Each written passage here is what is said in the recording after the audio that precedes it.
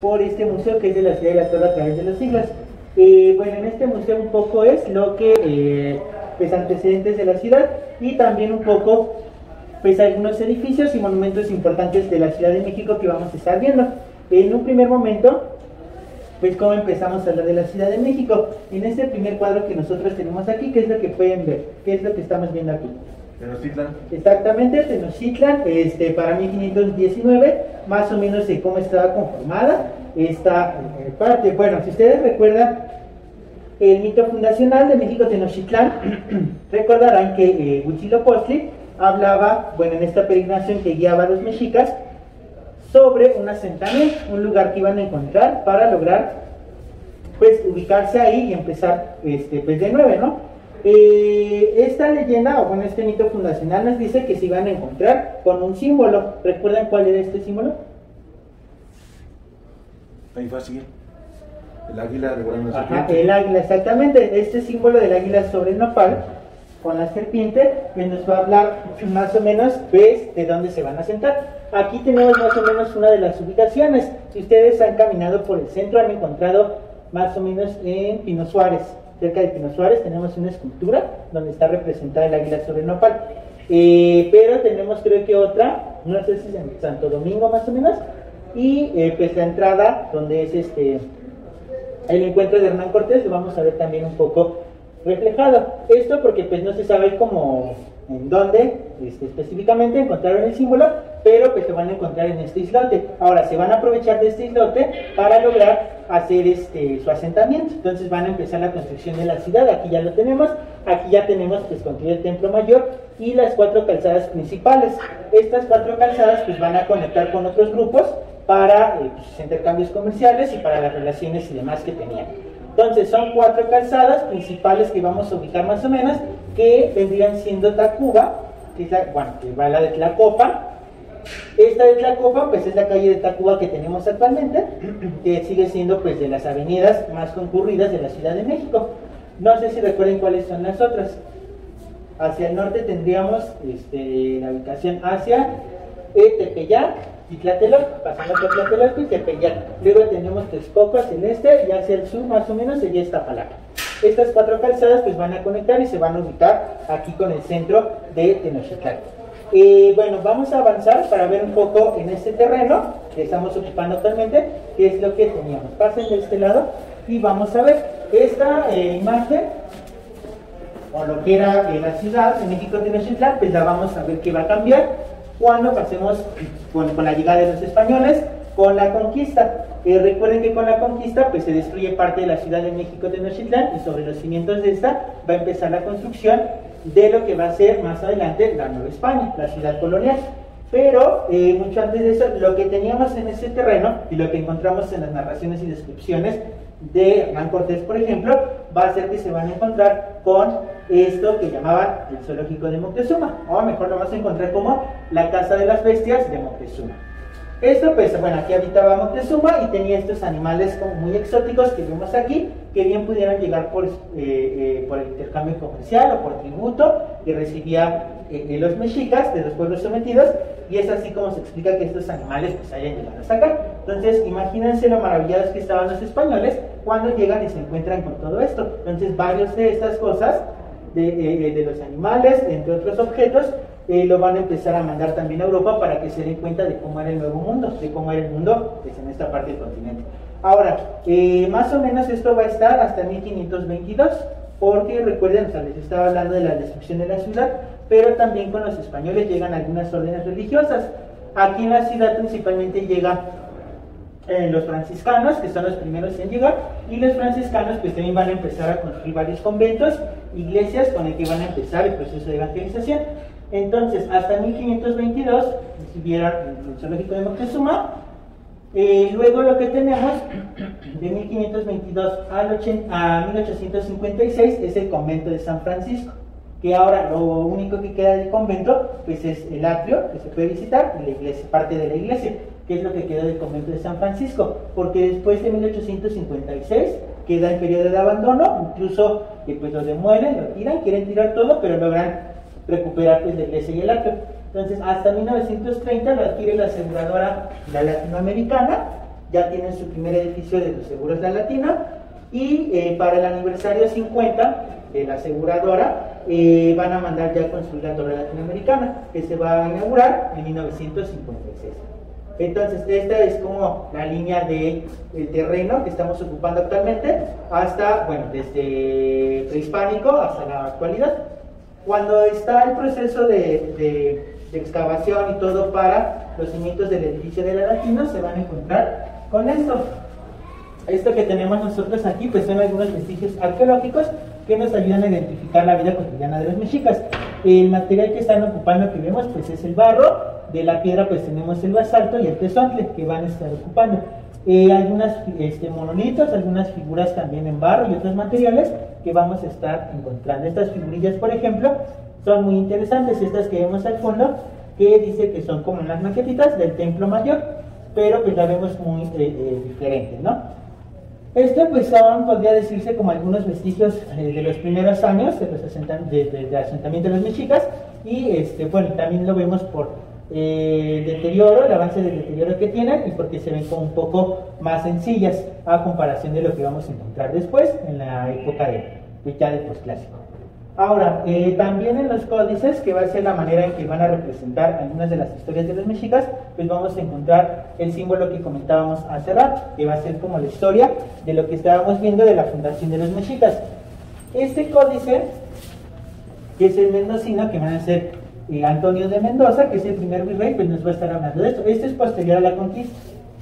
Lo interesante de esto es que pues se utiliza la técnica prehispánica, que va a ser en el papel amate, y los pigmentos de estos colores. Los colores que resaltaban pues, eran el rojo y el azul, pero es posterior, o sea, este es un dibujo posterior que nos va a empezar a hablar un poco de el proceso de fundación de los mexicas. Ahora, este símbolo que encontramos y que comentamos al principio va a ser muy interesante porque se agrega después, a posterior a la conquista. En las narraciones originales de los mexicas no se habla propiamente de un águila sobre un nopal, se habla de un glifo que van a encontrar y que de ahí se van a dar cuenta. Este glifo, y como lo retratan en los códices, los primeros códices, va a ser como un símbolo de agua-fuego, que es una dualidad y que va a ser muy importante en la cosmovisión mexica. Esta dualidad la vamos a verificar con el Templo Mayor. Recuerden que el Templo Mayor son estas dos escalinatas que conducen al templo de Tlaloc, que representa el agua, y de Huitzilopochtli, que representa el fuego. Entonces, agua y fuego va a ser este glifo, este elemento. Pero después se empieza mejor con la idea del águila, ya en una época tardía, para como símbolo nacional. O sea, se adquiere esta imagen, ya de ahí se va a empezar a retratar, pero originalmente, pues les comento, no era el águila, sino que se adhiere posterior a la conquista, aunque pues esto va a quedar marcado y ya es cuando se va a empezar a utilizar pues en todo. Aquí lo tenemos en las monedas y actualmente pues en la bandera y todo. Ahora, de este lado, comparen esta imagen que tenemos aquí con la primera que veíamos y cuáles son los cambios que pues perciben. Ya está urbanizado, ¿no? Ajá, ya la mancha urbana, ya se extendieron, parte del terreno pues ya es más amplia. Lo que teníamos en un principio del lago de Texcoco, pues casi ya no está, o sea, ya se apropiaron de mayor terreno. La traza original, pues casi ya no la distinguimos, ya cambió, ya todo está a la traza, está la usanza europea, en este caso pues española, y de cómo empiezan ya la división de avenidas principales de las calles, esta cuadriculación por manzanas y lotes. Pues también ya el avance de las iglesias, que nos habla claro de la evangelización. Lo único que conservaríamos sería entonces como Tacuba, que sería esta calzada principal, pero efectivamente pues ya se extendió demasiado. También pues noten el sistema de canalización de la ciudad, todo esto que en azul que vemos pues son los canales que se aprovechan del mismo lago pues para proveerse del agua. Ahora, de este lado vamos a encontrar algo totalmente diferente, que es un siglo después. Esta imagen, que es de la Ciudad de México, ya para 1856. Esto es pues ya bastante desarrollado, que es lo que notamos aquí. Ya no hay agua. Ya no hay agua, exactamente. Ya el lago de Texcoco ya existe para este momento. Ya todo es tierra, queda el terreno baldío, y vean toda ya la ciudad colonial, digamos, que son todos estos edificios que todavía entran en la arquitectura pues, barroca, colonial. Entonces, esta parte de la ciudad es lo que ahora llamamos la vieja ciudad, que queda con esta idea de la ciudad colonial, y de esta parte vamos a encontrar más adelante ya la nueva ciudad. Aquí nos ubicamos con esta avenida que hoy vendría siendo Reforma. Entonces vean cómo todavía está pues, el terreno baldío, quedan todavía los campos, y pues ya después más adelante, cuando empieza la modernización de la ciudad, hacia acá va a quedar los edificios modernos, los que vemos actualmente en Reforma, por ejemplo, que ya contrastan demasiado pues con esta parte de la ciudad. O sea, ya no es lo mismo, acá quedó toda la arquitectura colonial, de este lado pues ya la moderna. Así es como dividimos la ciudad, la vieja, que es esta, y la nueva. Entonces a lo que llamamos centro histórico, pues viene siendo pues esta parte, que es lo que quedó como la Nueva España, y de este lado pues ya es posterior. Bueno, no sé si tengan preguntas, comentarios. ¿Cómo se secó el agua?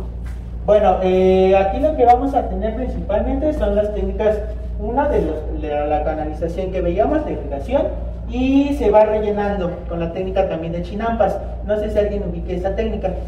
En un primer momento fue para el cultivo. Cuando llegan y se encuentran con el islote, empiezan a rellenar. Hay parte de secación, pero se empieza a rellenar hasta que se hace lodo, cubren todo, y eso lo aprovechan para el cultivo del maíz y todo. Ya después esta misma técnica les va a funcionar para agarrarse más espacio, y es así como va a empezar todo el proceso de secación del agua del Texcoco, y pues rellenando también. Y así es como se hace en todo el terreno. Ahora, en esta parte lo que vamos a ver ya centramos con algunos edificios importantes de la ciudad. Aquí primero con San Francisco, que es el convento que estábamos hablando. Este cuadro, con esta pintura que vemos, es muy interesante porque aquí vemos más o menos cómo sería la vista completa del convento de San Francisco. Actualmente lo único que queda pues es esta parte, el de la iglesia, parte del atrio, que es lo que pues, actualmente se conoce. Toda esta parte pues es lo que se demolió, lo que se destruye. El edificio de la torre pues abarca pues, esta parte. Más o menos nos ubicamos como que con este mapita. Por aquí tendríamos eje central, Madero. Entonces pues es muy interesante verlo, porque era bastante grande, o sea, era grande el convento, pero les digo que lo demuelen y todo. Sí va a demoler esta parte también, pero después pues lo logran recuperar, porque no pueden como derrumbar todo, porque es parte del patrimonio, pero sí logran pues esta parte. Aquí van a estar viendo estas imágenes que nos muestran un poco la fachada y cómo se veía, y el interior del convento de San Francisco. Va a ser muy interesante porque obviamente cuando se está demoliendo todo, pues destruyen parte de lo que va a ser la iglesia principal y el retablo principal que vamos a tener de esta parte. Aquí en estas imágenes ustedes van a poder ver que tenemos la portada de San Francisco, que es esta, y más o menos la principal, que vean ya no quedó igual, o sea, ya se ve totalmente diferente porque ya no lograron recuperarla del todo, pero sí logran como que hacer algo con la portada. También, por ejemplo, con el retablo principal, es pues van a lograr también con la restauración y recuperarla. Ahora pasen de este lado.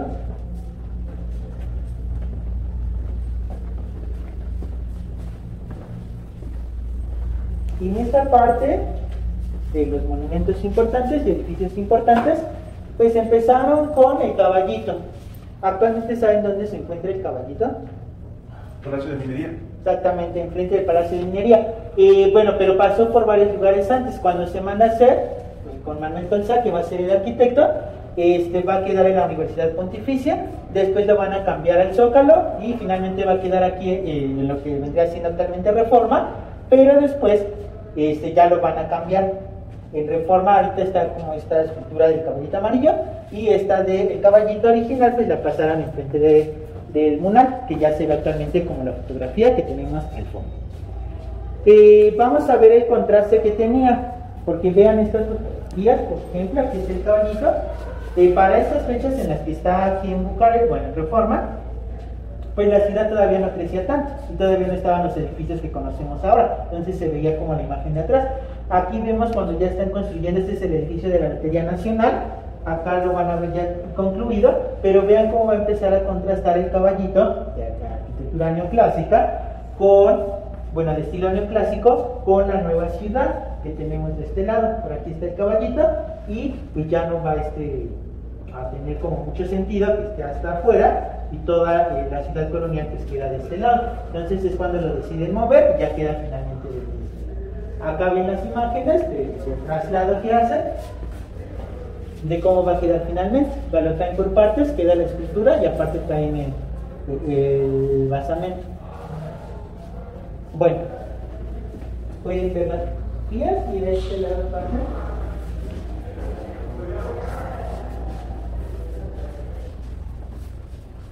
Aquí entramos como Palacio Nacional, bueno, la Plaza de la Constitución, que también se llama la Plaza de Armas, la Plaza Mayor, y como la conocemos popularmente, pues el Zócalo. No sé si alguien sepa por qué la llamamos así. Bueno, resulta que en tiempos de Santa Ana se pretendía construir un monumento a la independencia, un monumento dedicado a la independencia. Bueno, se tiene el proyecto, incluso pues ya se empezaba a realizar, pero luego en estos tiempos pues es cuando entra la intervención norteamericana y demás, que los, digamos, gastos, el dinero pues se manda para gastos de guerra. Entonces se pierde el proyecto, ya no se concreta. Lo único que se logró hacer de este monumento a la independencia fue la base del monumento, o sea, la plancha del monumento, que a esta base se le llama Zócalo. Entonces quedó ahí, y como ya empieza todo el periodo turbulento de México en el siglo XIX, pues ya se queda abandonado, y es ahí cuando lo empiezan a llamar ya Zócalo. O sea, ya en lugar de referirse como Plaza de Armas o Plaza de la Constitución, empiezan a decirle Zócalo. Y entonces esto se empieza a popularizar, ya queda la idea de Zócalo, hasta que actualmente pues ya lo conocemos así, o sea, el palacio y todo esto como el Zócalo.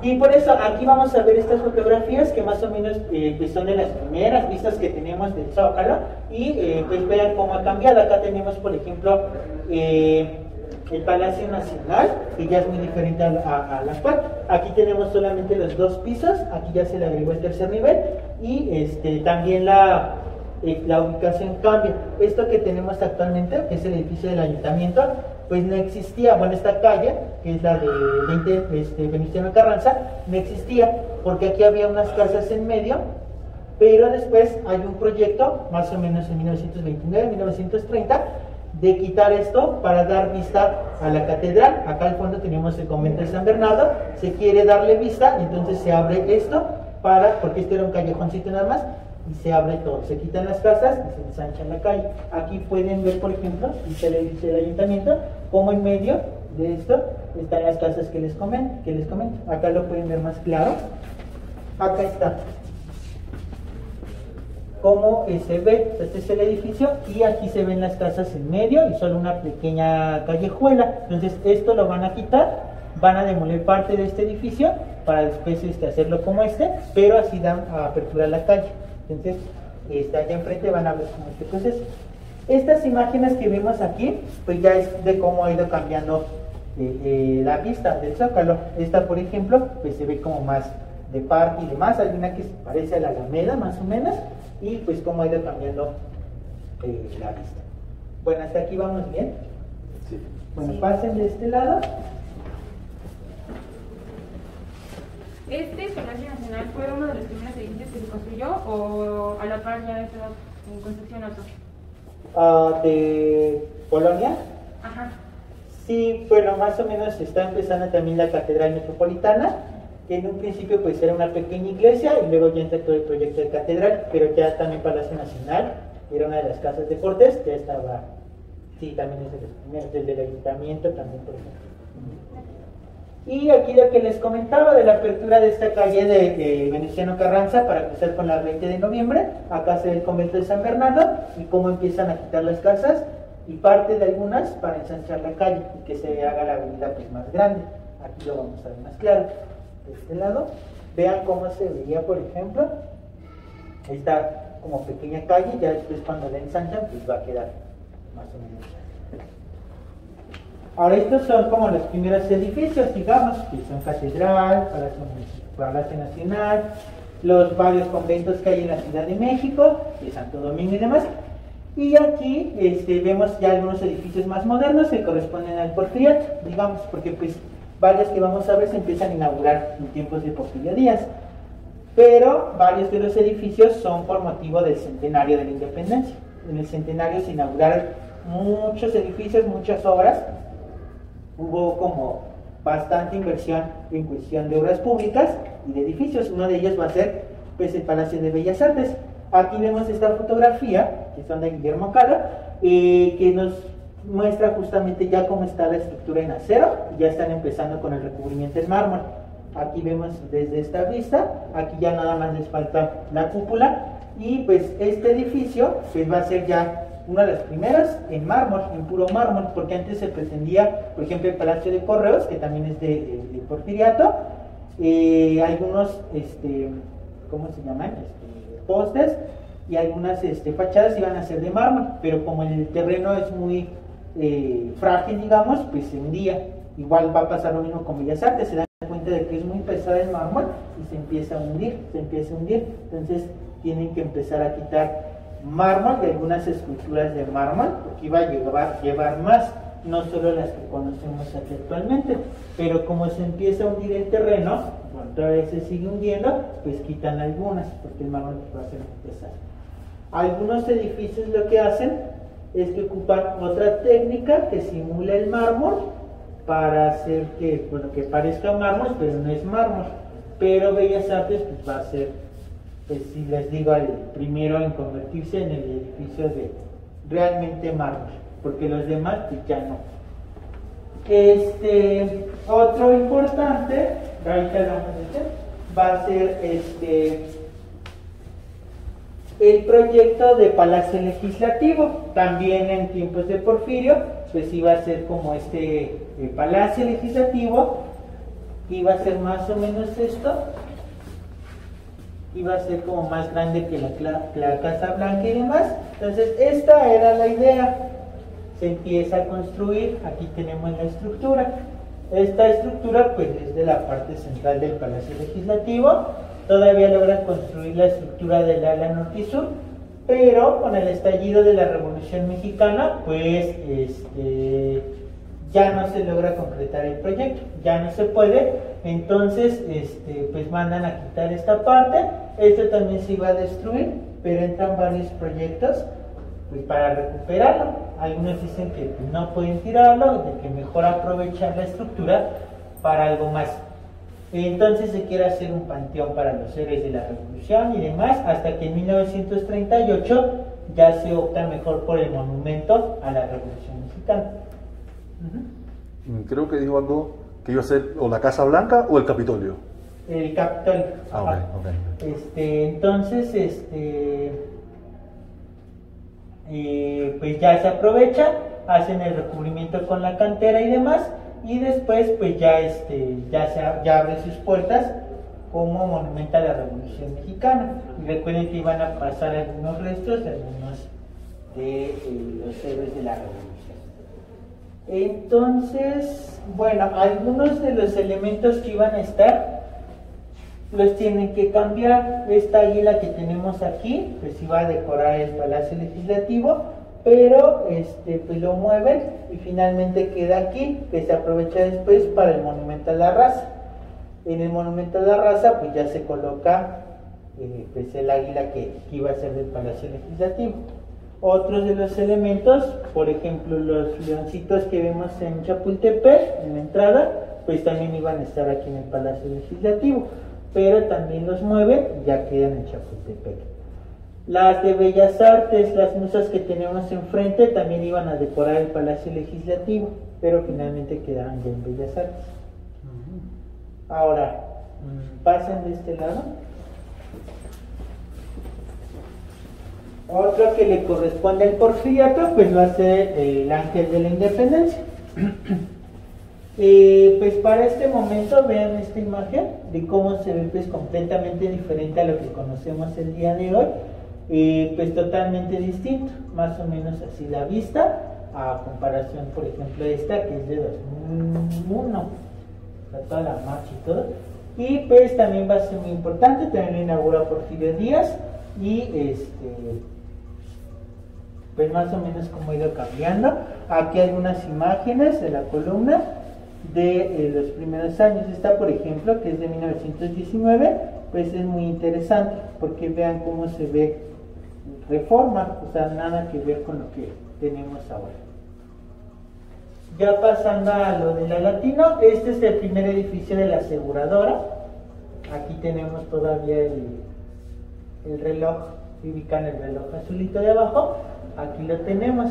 Como les comentaba, cuando cumple 50 años la aseguradora, pues mandan a construir la torre. Demuelen esto, aquí enfrente están las fotografías, bueno, algunas, del proceso de demolición, y ya cuando empiezan pues con el proceso de construcción de la torre.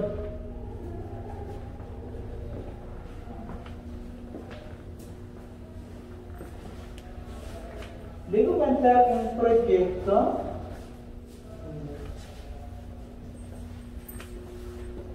y 30, cuando empieza más una reforma y que empiezan con la decoración de todo y la idea de las glorietas, y es cuando van a empezar varios monumentos. Aquí estamos viendo, por ejemplo, el monumento a Cuauhtémoc. Acá bueno, pero empieza como todo este proyecto que les comento de las glorietas, de decorar todo, y es cuando empiezan pues todos estos monumentos que tenemos en Paseo de la Reforma, que Cuauhtémoc,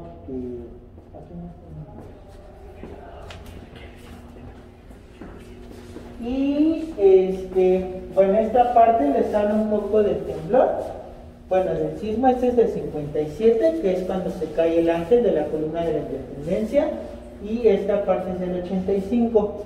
Este es un tipo sismógrafo, más o menos, que estaba aquí en la aseguradora y que hace la lectura de uno de estos sismos. Ahorita creo que este no está en funcionamiento, pero queda aquí como el recuerdo.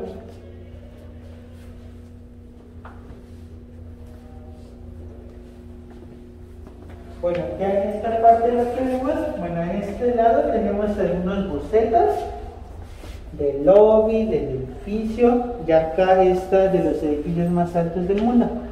Para cuando se inaugura, en 1956, lo vamos a ubicar en los 50 mayores edificios del mundo, que está aquí de este lado. Aquí está la torre. Esto es hasta 1956. Pero, o sea, vean, esta ya es hasta 2010, pues prácticamente ya no la ubicamos aquí en este mapa, porque pues ya hay edificios más altos. El Burj Khalifa en Dubái, o sea, vean, 828 metros de altura, o sea, nada que ver. Hasta 1956 todavía el Empire State era el más alto, pero pues ahorita creo que el Empire queda acá. Pero pues sí, o sea, de cómo ha ido creciendo, bueno, cómo ha ido la arquitectura avanzando, y pues ya hay edificios muchísimo más altos. Ahora, de esto decir, son 182 metros, pero tan solo la antena mide 44 metros. Entonces, a estos 182 hay que restarle los 44 y son 138 metros a los que llegamos. O sea, hasta el último piso, que es lo que visitan, pues son 138 metros.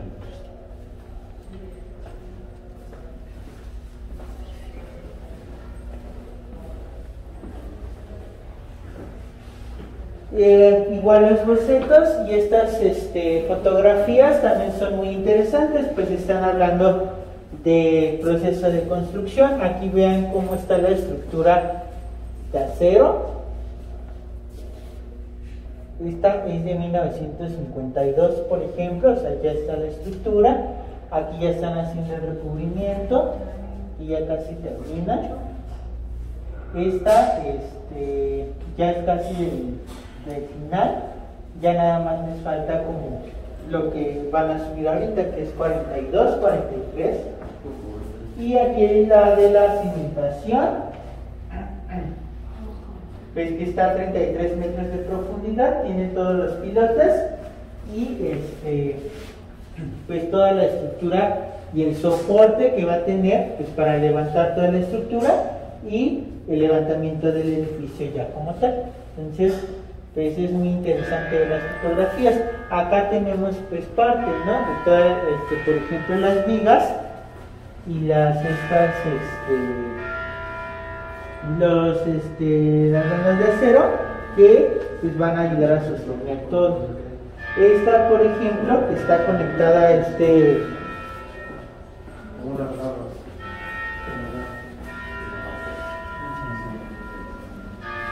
aparato que mide el movimiento, o bueno, que lee el movimiento del edificio, más o menos. Está conectado, no tiene que ser precisamente un movimiento de sísmico, sino que pues cómo se mueve el edificio, digamos. Acá van a encontrar pues ¿Y está en funcionamiento? ¿Cómo? ¿Funciona? Sí. ¿Te dice ahora mismo cómo se pero estaría moviendo? Ahorita la verdad no sabría explicarte cómo es su funcionamiento. Pero me parece que sí. Pues los vean esta torre, aquí los tenemos. Augusto Álvarez pues va a ser el arquitecto pues que se va a encargar como de la fachada del edificio, pero toda la ingeniería de tal pues van a ser ellos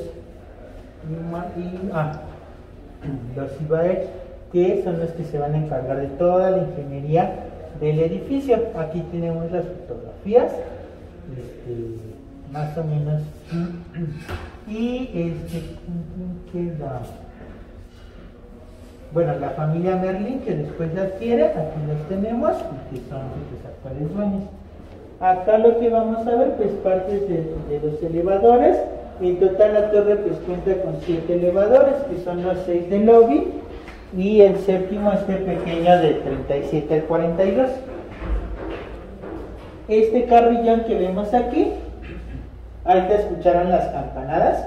Sí, es la mecánica, bueno, este carrillón, este reloj, que es el que anuncia la hora. Cada 15 minutos suenan las campanadas y de hecho se logra escuchar pues, en la ciudad.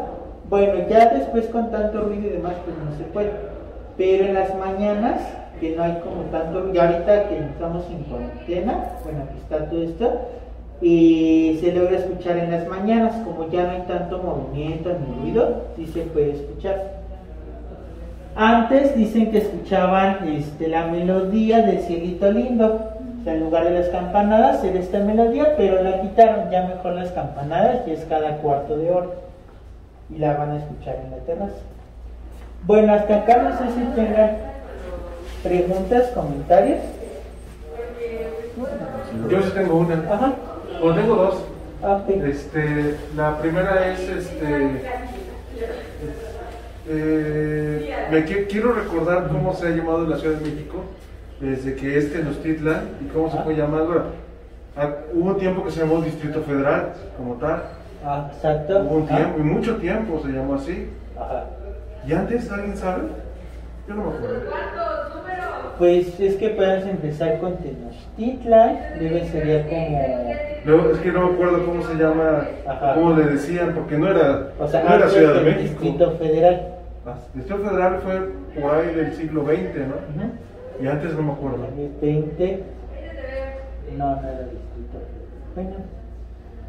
Bueno. Como me gustaría investigarlo porque son de las cosas que digo, es que no siempre se ha llamado así. Ciudad de México. Pero eso lo puedes encontrar fácil en Wikipedia. Sí, yo lo voy a buscar. En Wikipedia tú pones y ahí te va a salir todos los nombres que probablemente tuvo en la historia, ¿no? Yo nací en esta ciudad y no sé cómo se ha llamado, pero el nombre actual tiene apenas 10 años. Sí, o menos. O menos Sí, tiene. Y la otra pregunta que tengo es, ¿todavía existe la Latinoamericana o esa empresa ya murió? Sí, todavía. Seguro es la Latino, todavía lo pueden encontrar. Ahorita está en los primeros pisos del edificio. Sí, todavía está. Y de hecho, pues queda todavía como la única aseguradora mexicana que sigue en pie. Porque ya después, otras aseguradoras, pero ya son de carácter extranjero.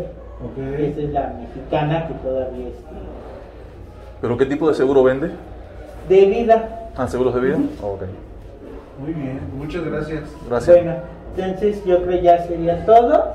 Muchas gracias. Pues ya para continuar el recorrido van a bajar un nivel para tomar el ascensor y que los lleve al cuarto.